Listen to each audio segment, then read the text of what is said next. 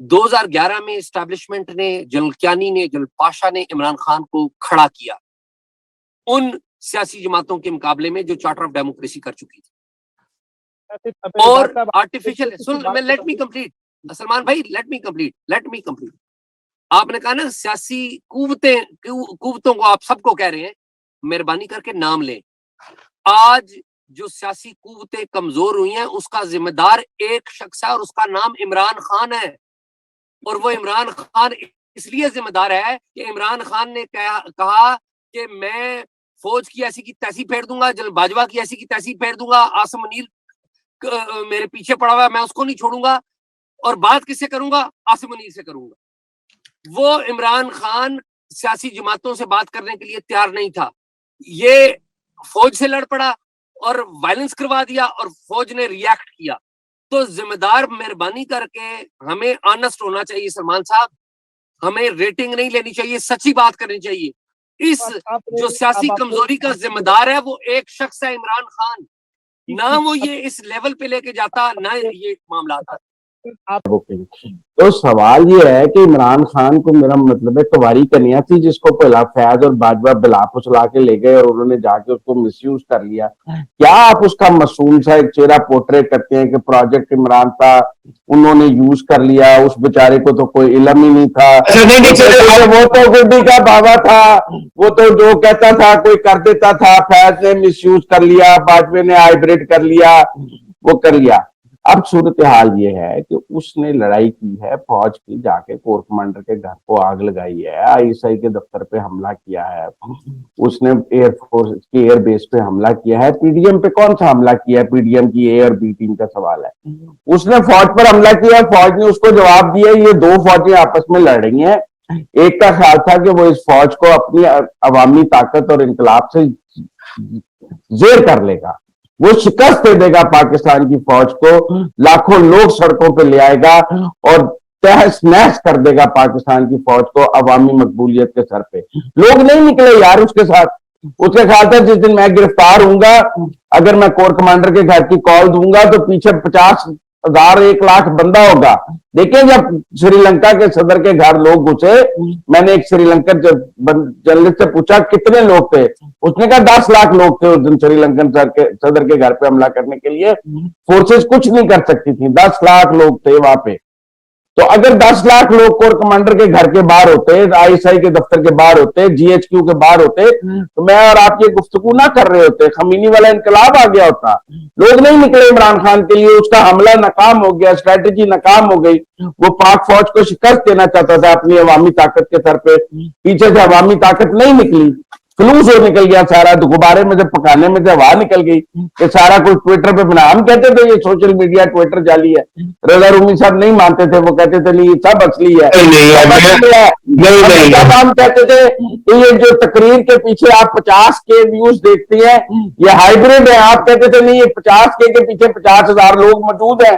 نہیں نکلے وہ 50,000 لوگ لاہور میں، 50K ویوز تو موجود ہوتے تھے. تو اس تو کوئی دو آ رہا ہی نہیں ہے کہ پی ٹی آئی کیا ہے، جو مس کیلکولیشن کی ہے، جس طرح سے اٹیک نہیں کر رہا. اور یہ بھی کہا جا رہا ہے کہ جناب جو لوگ بھی اس میں ملوث ہیں اور وہ جتنے بھی بڑے ہیں ان کو اس کی سزا ملنی چاہیے. لیکن میں صرف یہ سوال اٹھا رہا ہوں کہ یہ کیسا طریقہ کار ہوگا کہ جو لوگ معافی مانگ کر اور پارٹیاں چھوڑ کر اب باہر آ رہے ہیں ان کے لیے پھر یہ تمام رعایتیں الگ ہیں. تو یہ کانٹرڈکشن بھی نہیں ہونا چاہیے نا. پھر آپ نے جو پالیسی آئی ہے اس کے بالکل درست بات. جو لوگ بھی اس میں ملوث ہیں، جن لوگوں نے پرووک کیا، جن لوگوں نے اس کو پلان کیا، ان کے ساتھ پھر یہ رعایت نہیں ہونی چاہیے کہ آپ پریس کانفرنس کریں گے تب آپ کو معاف. جو اعزاز بھائی کہہ رہے ہیں اور جو سلمان صاحب کہہ رہے ہیں دونوں باتیں اپنی جگہ پر درست ہیں، لیکن ان کے کانٹیکسٹ کو اگر ہم ملحوظ نہیں رکھیں گے یہ آرگومنٹ بناتے ہوئے تو شاید یہ جو کنفیوژن ہے یہ اسی طریقے سے رہے گی. بنیادی بات یہ ہے کہ عمران خان صاحب نے نہ صرف یہ کہ اقتدار حاصل کرنے کے لیے ان کو فوج نے بہت سپورٹ کی، بلکہ وہ ایک یونیک اگزامپل ہے اس ملک کی سیاسی تاریخ کی کہ جن کا اقتدار چلانے کے لیے فوج نے بے تحاشا کام کیا. دیکھیں ماضی میں کبھی بھی کسی حکمران کو یہ اتنی انپریسیڈنٹڈ سپورٹ نہیں ملی تھی. تو خان صاحب جو ہیں وہ ان کا جو سول سپریمیسی کا نعرہ تھا وہ تو ظاہر ہے ایک وہ کیا کہنا چاہیے کہ صرف ڈرامہ تھا، اس میں کوئی حقیقت نہیں تھی. کیونکہ عمران خان صاحب نے اقتدار میں آنے کے بعد اقتدار چلایا بھی. یہ کہتے ہیں نا آپ سفارش سے کسی کو بھرتی تو کرا سکتے لیکن پرفارم تو اس نے خود کرنا ہے. لیکن یہاں پہ تو پرفارمنس بھی جو ہے وہ فوج کی مدد سے ہوئی. اور یہ میں کوئی فکشن نہیں بیان کر رہی ہوں, یہ عمران خان صاحب خود مان چکے ہیں, باجوہ صاحب خود مان چکے ہیں. سو ہمارے پاس ایک کافی بڑا ایویڈنس موجود ہے یہ اسٹیٹ کرنے کے لیے کہ یہ ہوا. لیکن دیکھیے جو آج جس جگہ پہ ہم پھنسے ہوئے ہیں, اب یہ جو پھنسنا ہے ہمارا, ریاست کے اوپر حملہ, دیکھیں ریاست کے اوپر تو کوئی ایک سٹیٹمنٹ بھی حملہ تھی, جو الطاف حسین صاحب نے جو بیان دیا تھا وہ بہت سنگین تھا, وہ بھی حملہ تھا.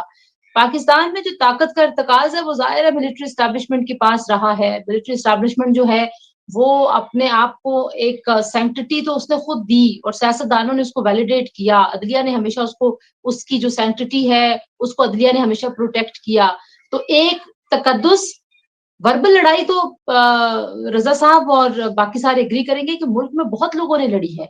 یہ جو پاکستان تحریک انصاف کی یوتھ ہے جن کی پولیٹیکل ہسٹری 2011 سے شروع ہوتی ہے, ان کو نہیں علم ہے, لیکن اس ملک میں لوگوں نے کوڑے کھائے ہیں مارشلاؤں کے دور میں. انہوں نے فوجی آمروں کے سامنے کھڑے رہے ہیں, جیلیں کاٹی ہیں, اس طریقے سے پابندیاں لگتی تھیں, اخباروں میں نام تک نہیں ہوتا تھا, خالی اخباروں کے صفحے بھی چھپے ہیں جس کے اوپر ایک لفظ نہیں درج ہوتا تھا.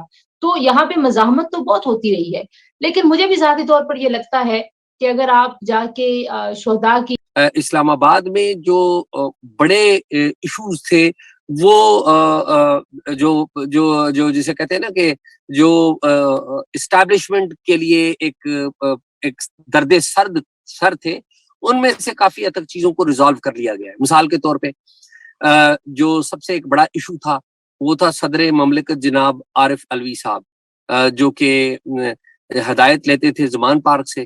ان کو کافی حد تک صدر مملکت صاحب کو جسے کہتے ہیں نا کافی حد تک سمجھا بجھا لیا ہے, اور صدر مملکت مینج کر لیا, زیادہ خوبصورت آپ نے ٹرم استعمال, تو صدر مملکت صاحب کو مینج کر لیا گیا ہے. دوسرا جو پرابلم آ رہا تھا وہ تھا عدلیہ کا, چیف جسٹس آف پاکستان کا, اور ان کے ساتھ 2 اور ججز کا.